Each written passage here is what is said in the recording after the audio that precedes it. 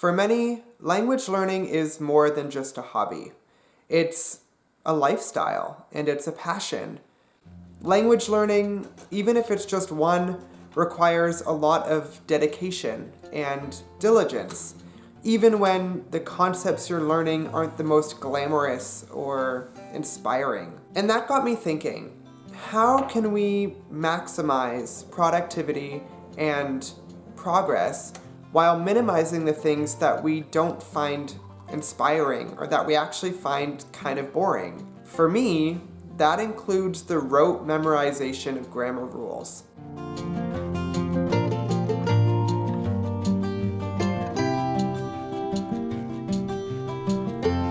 To remedy this, I propose learning a little bit about linguistics. Before I explain this though, I did want to say that today's video has been sponsored by italki. italki is one of the fastest and most effective ways to learn a language because it puts you in contact with native speakers of that language. Human teachers are one of the best ways to learn languages, period. You can take lessons with an italki tutor or teacher that is catered towards your learning style and your goals. Best of all, these lessons are exclusively online. You can take an italki lesson anytime and pretty much anywhere, so long as you have an internet connection. Lessons are affordable, often at a fraction of the cost of offline tutors, schools, and software. And I personally have used italki to learn my languages. I've connected with native speakers of French, Italian, German, Afrikaans, and Russian on italki, and I love it.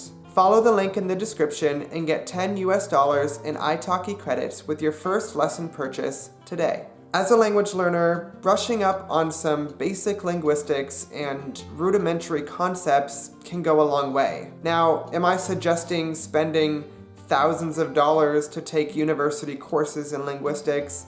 No. What I mean to say is that linguistics is the study of language, and it's easier to connect the dots if you understand the underlying system that allows us, human beings, to understand and produce language. For starters, learning a little bit about phonetics and phonology may just help you be able to pronounce those hard to pronounce sounds that are present in other languages. Take, for example, the Russian vowel I. Sure, I may not be making that sound perfectly, but my understanding of phonetics allows me to know that this is a high central unrounded vowel, meaning that my tongue, or rather the middle of my tongue, needs to approach the roof of my mouth, and my lips need to stay slack while I'm articulating this sound. Of course, am I able to do this 100% of the time? No, my native language often gets in the way, especially when I'm trying to speak quickly. However, having that background in linguistics allows me to understand the mechanisms of that vowel sound, and it makes it a little bit less intimidating.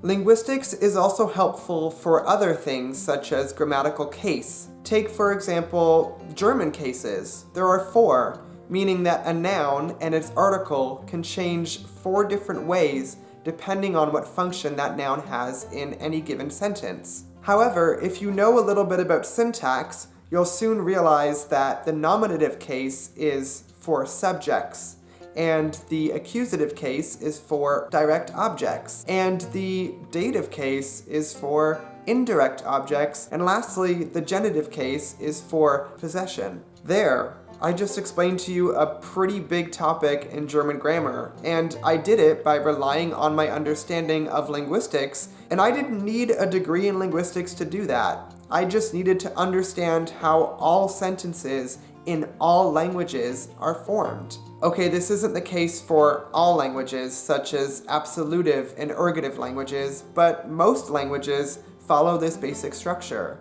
But then you can use your knowledge of linguistics to figure out how absolutive and ergative languages work if you find yourself wanting to study one.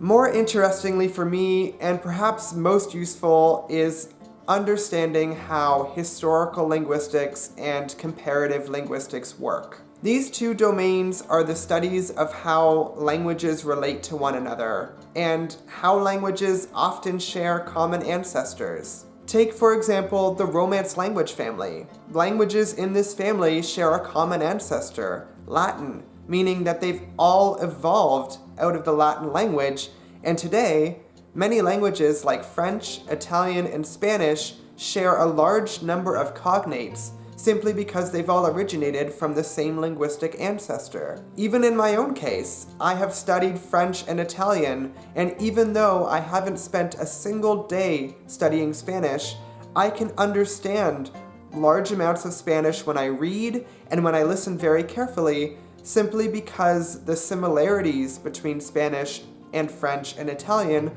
are so enormous. All it takes is a basic understanding of linguistics and you can open up an entire world that is filled with multiple languages that have all originated from a common ancestor. So in conclusion, do I think that all language learners should spend some time learning linguistics? Actually, yes, I do. It's kind of like trying to fix your car without knowing the mechanics of how your car works. Actually, that's my everyday life. I know nothing about cars, but I digress. A basic understanding of linguistics can save you sometimes hours and hours of trying to get a particular grammatical concept to stick. And your studying of linguistics doesn't have to be a huge undertaking. In fact, there are many videos on YouTube, and if you're a fan of reading, there are also many books available that are to be consumed by everyday readers. One of my favorite, The Language Instinct by Steven Pinker, was one that I read when I was in high school, and it was simple enough for me to understand as a 17-year-old. So the next time you're struggling with a certain grammatical concept in a target language, take a step back. What are the linguistic processes here? What are the mechanisms at play that are influencing the way the language is structured?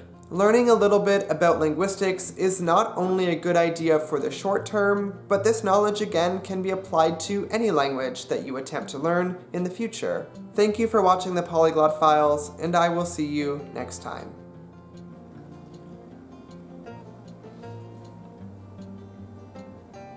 This doesn't feel like a dancing video.